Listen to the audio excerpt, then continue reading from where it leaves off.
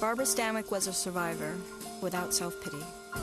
She was born Ruby Stevens in Brooklyn, New York in 1907. Raised by an older sister who was forced at times to leave her in foster care, she never had it easy. Watching her on film, she knew how to take care of herself. Oh, excuse me. My hand shakes though when I'm around you.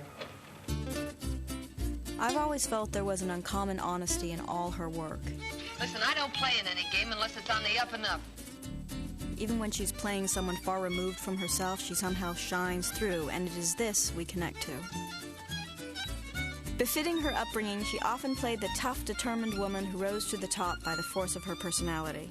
Oh, yeah? But though her characters often resorted to tricks and manipulation, this was never true of her performances. The poised, independent presence she was known for often betrayed another side.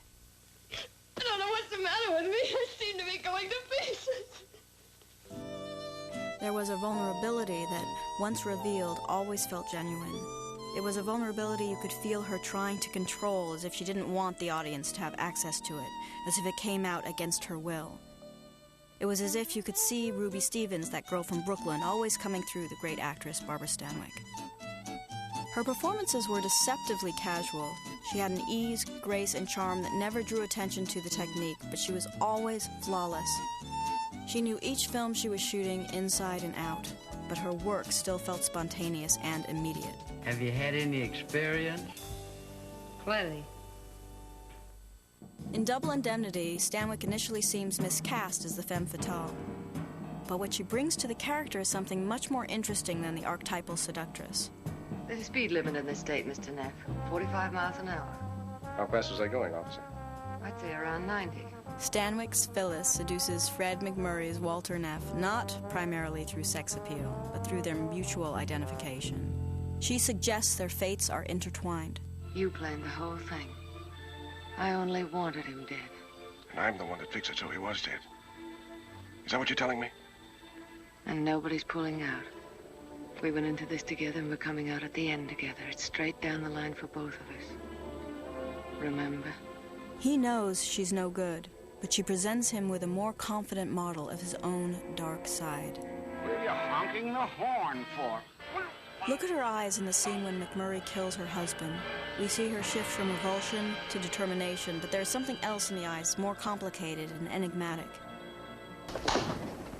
Stanwyck, for me, has always been a great role model because while she had enormous range, she brought something deeply personal to everything she did. I never knew until tonight about your aunt or that man, the one they hung, the man that you and Walter killed.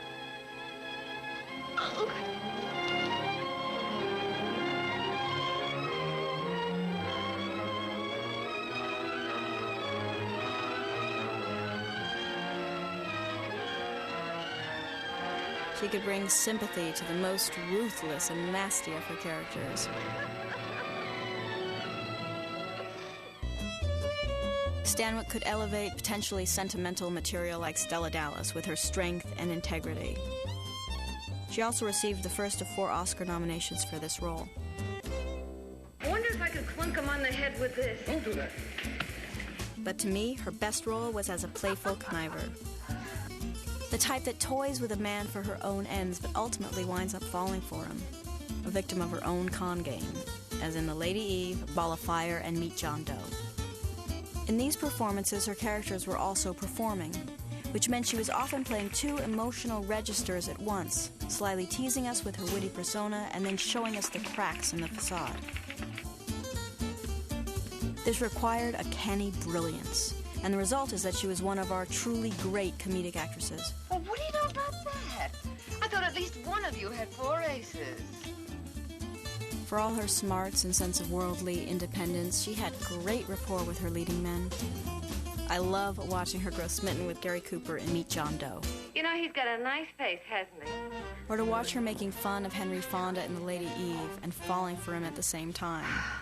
Trying to romance him and then trying to protect him from herself because she loves him. Thank you.